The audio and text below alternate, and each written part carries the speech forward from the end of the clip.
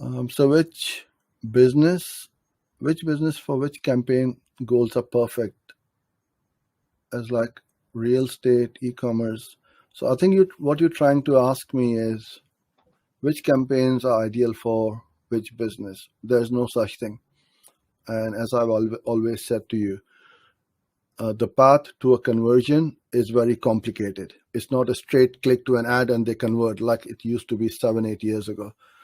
They're going to come to your website, then they'll go to your competitors, then another competitors, then social, then to blogs, then to forums, and all sorts of places they're going to go research, and then they are going to convert, right? So you need to hit them at all these touch points.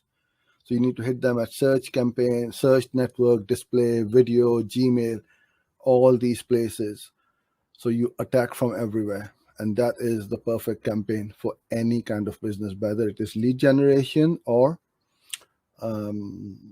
e-commerce.